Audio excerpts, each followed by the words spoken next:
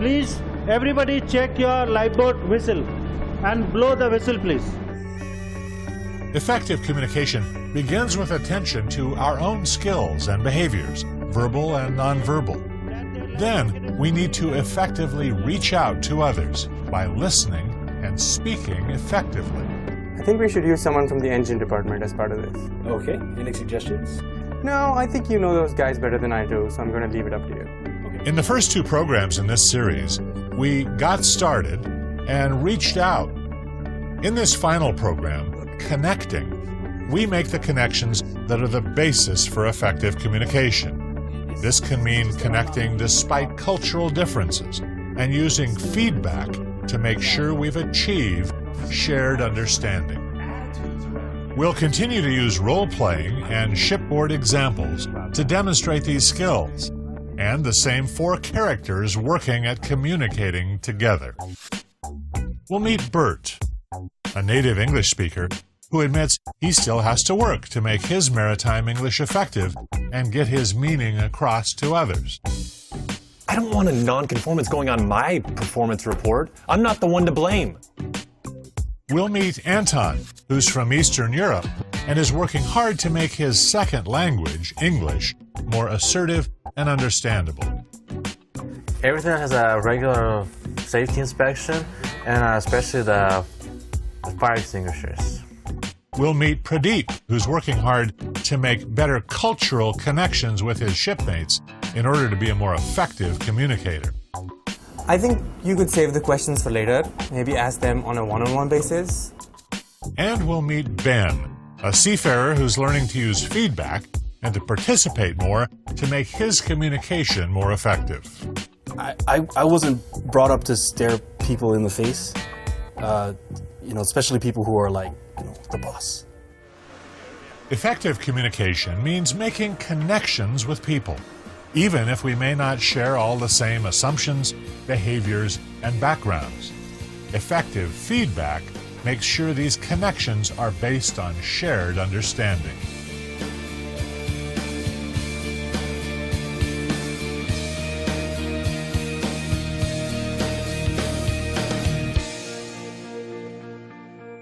People view the world differently.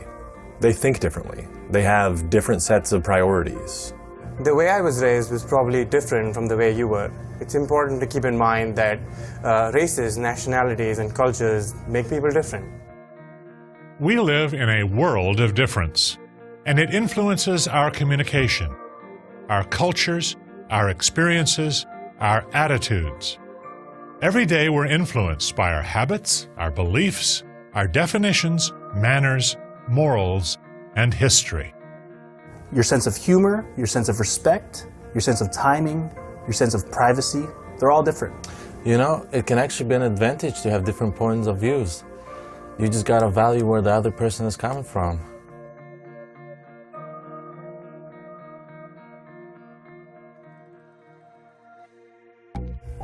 Often our communications challenges may not be what they first appear to be. Oh, Ben. Yeah, thanks for coming. The chief said that you might be able to help me with some of these electrical problems. Yeah, I think so. Wait, is this the first time you're hearing about this? Is there a problem? No. There's no problem. But did he talk to you about it? Or do you just not want to do it? Be aware of the cultural connection. Sometimes our communications depend on more than our words, our voice tone, and our body language. We just think and communicate differently based on our training, our experience, and our culture. Think about how we're really very different. What we regard as proper behavior, our manners and our common courtesies. What creates respect and disrespect, our sense of time and schedules, our facial expressions and gestures, our sense of harmony with others and group interaction, our beliefs and our values. Let's see if Bert and Ben might be able to make a better cultural connection. I'm sorry. I was probably a jerk right there. I'm really sorry if I came on a little strong. Well, you know I was paying attention to you, right? It's just that, you don't always make eye contact, and sometimes I just can't tell if you're really engaged or even listening. Oh, it's just that I wasn't brought up to stare people in the face, especially people who are like, the boss. So it's a respect thing? Yeah, it is. Making the cultural connection begins with open, honest communication. Don't be afraid to bring up the subject of cultural differences. Here are a couple of tips for making that cultural connection.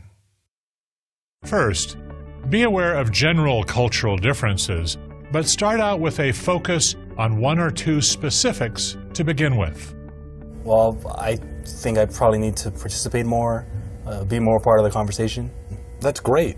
Why do you think that's important? Well, show that I care. Exactly. And it'll make you feel more a part of the team.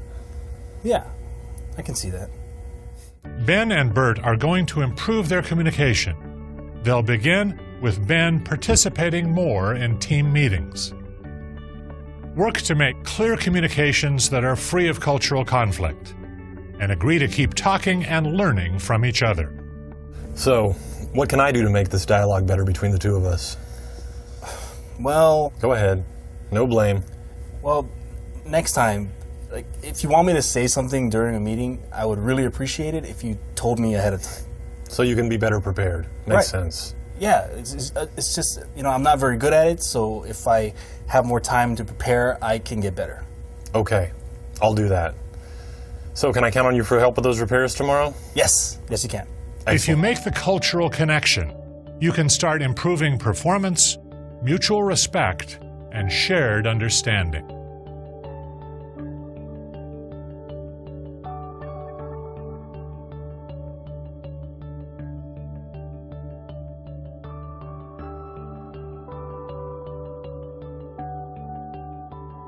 As we've seen, effective communication is about making a connection, about being responded to. We may be saying something perfectly in perfect English, but if what we've said isn't heard, reacted to, and acted upon, we haven't really made a connection. That's where feedback comes in, feeding back part of the message to make sure you're understood and making that connection. Make sure of your communications by using feedback to confirm that you both understand them completely. Speaking of which, we need to inspect all the firefighting gear. Okay, what kind of gear specifically? Well, specifically the fire extinguisher. Okay, do we have any sort of inspection records on them? Yes, we do. I'll ask the chief about that. Okay, and I'll make a list of things I've looked at and inspected, and I'll send it over to you. Sounds good. Okay. Feedback begins with responding. I hear what you're saying. It continues with acknowledging. I understand what it is you're saying.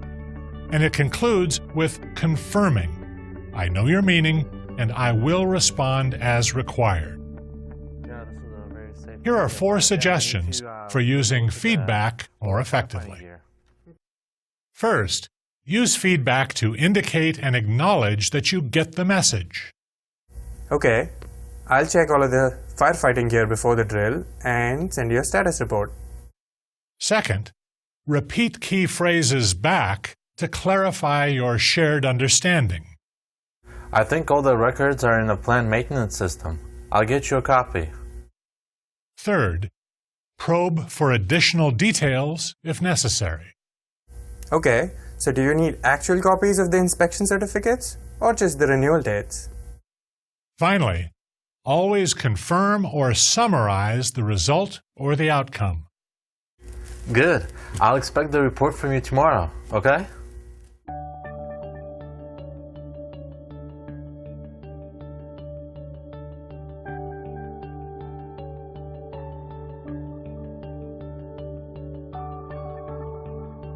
We've said before in this program that it is not about memorizing the dictionary. There are far too many words in there anyway. What it is about is setting priorities. Figure out where you need the most practice and what you can begin to do immediately to improve. You need to get comfortable, especially with conversational English. That's the everyday stuff that you use and makes you more comfortable and at ease. IMO's Standard Marine Communication Phrases, or SMNV, were developed for use by seafarers following agreement that a common language, namely English, should be established for navigational purposes where language difficulties might arise. The IMO SMCP has been developed as a more comprehensive standardized safety language, taking into account changing conditions in modern seafaring and covering all major safety-related verbal communication. For more effective communication, you must commit to continuous improvement. Start with the Maritime English basics, safety terms, company rules and procedures. Develop a personal learning plan to guide your own improvement, and try to use everyday English conversationally every day. Practice makes perfect. The temptation is to speak your native language, but sometimes the best way to practice English is with your friends who are also trying to practice English too. Most workplaces are committed already to continuous improvement, better procedures, more productivity, greater efficiency and safety. You can apply this same spirit of continuous improvement to your own maritime English. We call it continuing the conversation. One thing that I always begin with, I just keep it simple. I don't start by reading the dictionary. I just start from what's familiar to me. So, if you're concerned about an accent or a dialect or being understood, just start with what you all know. Port versus starboard, gangways and cargo, just everyday life on the ship. Better communication is something everybody works on. I'm a native speaker and I'm still figuring out how to be more effective with my shipmates. The final word we'll leave you with is attitude. A positive attitude will help you do your job better, learn better, and become a more effective communicator. Good luck with your own lifelong learning. Make communication a key part of your personal learning plan. And thank you for your attention. Here is a brief summary of this program.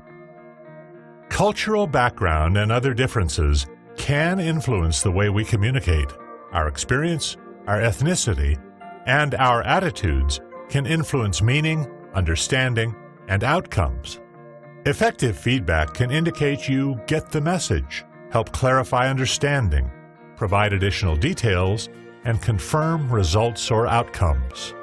You can assure continuous improvement by starting with the Maritime English basics, developing a personal learning plan, and practicing using everyday English every day.